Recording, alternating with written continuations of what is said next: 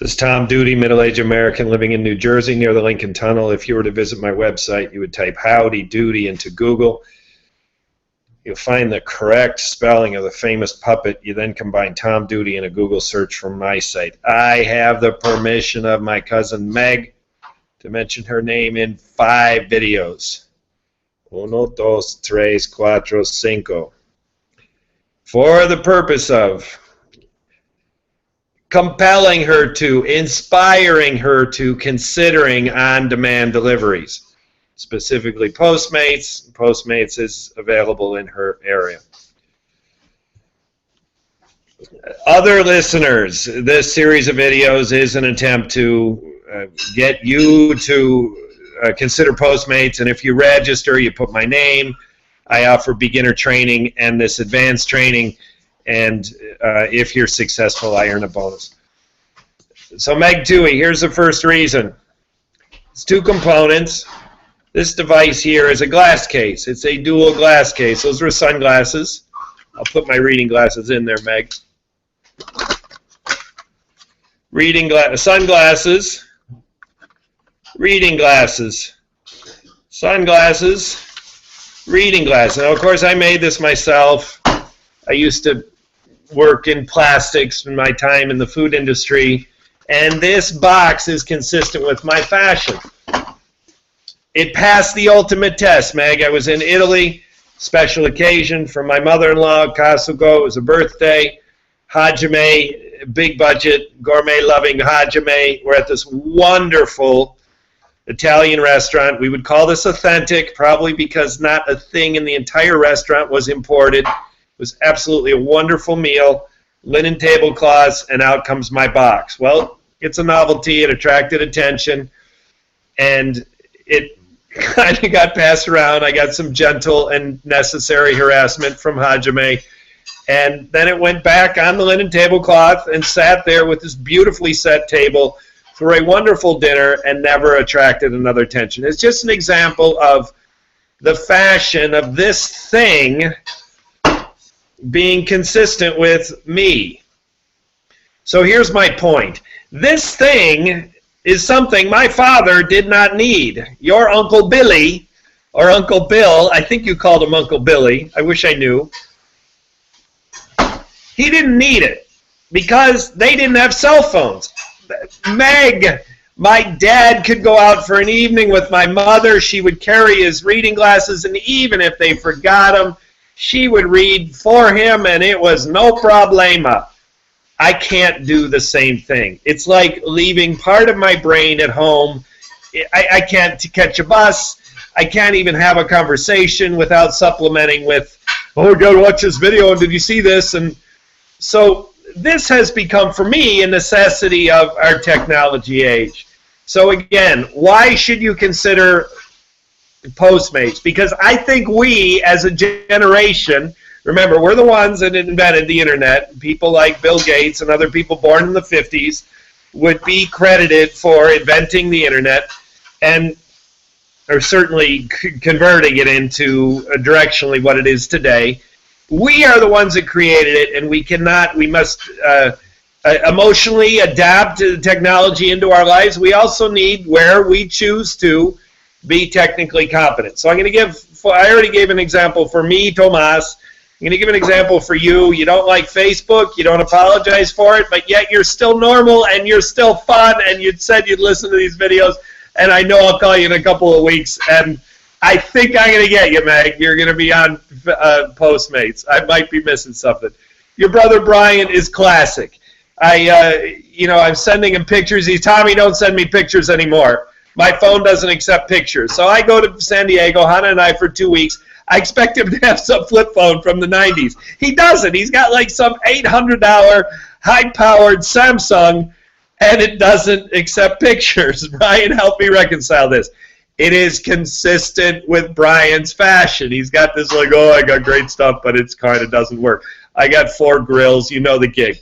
It's all within Brian's fashion. No apologies. It just fits. My brother is another great example, like you, Meg. He has really pulled through for me. He, again, not big on Facebook, social network. I don't want to put stuff out there where everyone sees it, but yet in a pinch. I've gone through some really intense moments with legal and family and child support and New Jersey and Camden and a lot of stuff. And just a simple reply email from my brother to say, I heard the video. Wow. It just, to know I wasn't going through the things I was going through alone, spoke volumes to me. So there are 4 different people, 4 different, very different adaptations of technology, and yet everyone seems sort of integrated in their lives. So anyways, that's one point. Fashion. We got to adopt technology in or decide what we want to do, and then do the stuff we want to do right, and make no apologies about what we don't do. I think there's 4 very different examples. You and David are kind of the same on this. Brian and I are, of course, different, but each of us have adapted technology in our own ways. So fashion. Number 2, there is a advertisement playing here. Verizon internet might be pinging in your area also, and what they have is a scene in a kitchen and a mother. Again, these are fictitious characters, a professionally produced commercial. This mother, probably born in the 70s or even 80s, with a 10-year-old at the counter. She says, "It's internet even fast enough for the kids." This makes me crazy.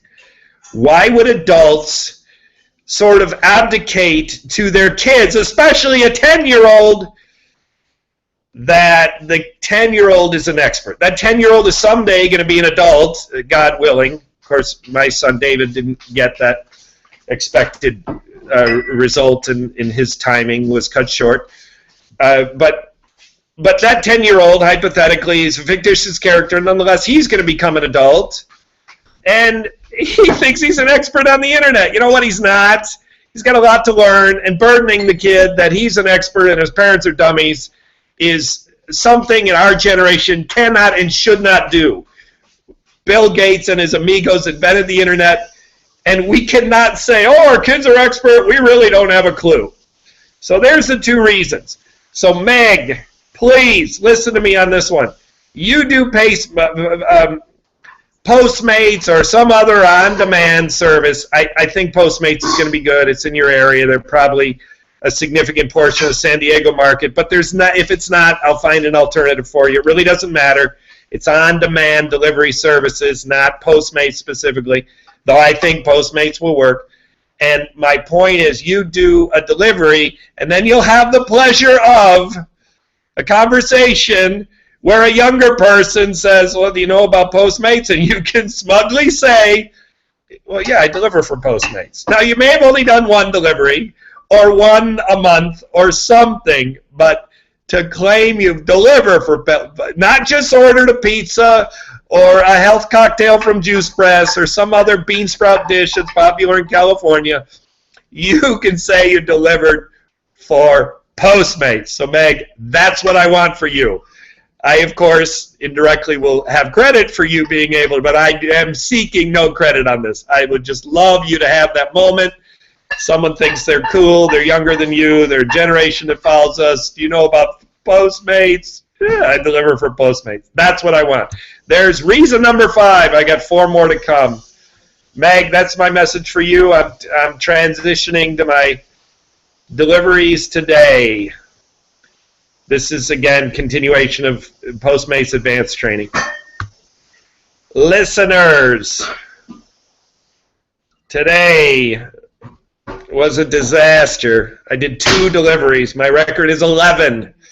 My record is 11. I do 2. Something's wrong. So what was wrong? A lot of things were wrong. I'm going to share my screen, go to Twitter. First of all, it's a Monday. My record was on Saturday, and I had none of my own stuff getting in the way. I had a lot of my own stuff getting in the way today. And now I'm going to go to my 11.1K tweets and read the fresh ones. I've got 1 tweet that tells the story. Here are the green boxes are my 2 deliveries. I made $6 and $7.14. It barely even pays for my bus fare into the city. And then this one right here, somewhere on my social network, I have a picture of a person with an umbrella today in New York City. It was raining. And what this is showing is that this is the hour, that's why it's colored, no, that's not true. It was between 5 and 6 at the time I got the screen capture. I could have signed up for 6 to 7 was already closed. I could have signed up for 6 to 7. 61 swaps. I don't make record of this, but I'm pretty sure that's the highest I have ever seen. I could have signed up for 8 to 9, 15 available, and that number is sure to go up. When I got to the 6 to 7 hour and the 7 to 8, that number will probably increase. It's cold, it's rainy, and not a whole lot of fun. So I had other things that were distracting. In addition to that, it was cold and rainy, and part of my own stuff took me into a FedEx that was cold, and I was in there for like 90 minutes. I felt like I was being tortured. So that's a story of today. I'm going to zoom in on this one. This also tells part of the story. That blue dot's where I was. This right here says I did not have priority dispatch because during the time I got the screen grab, I was not on the schedule. And even though it was raining and they seemed to be short people, they did not put blitz pricing in, which is a way to charge people more, suppressing the demand and at the same time inspiring people like me to go out in the rain and deliver. They didn't put it on. I didn't get inspired.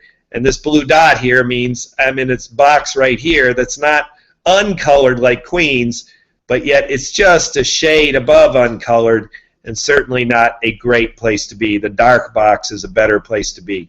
So I'm in a uncolored or lightly colored, very lightly colored box at Grand Central Terminal. Blitz pricing is off, and I don't have priority dispatch. Disaster. This has been Tom Duty, middle-aged American living in New Jersey near the Lincoln Tunnel. If you were to visit my website, you would type Howdy Doody into Google.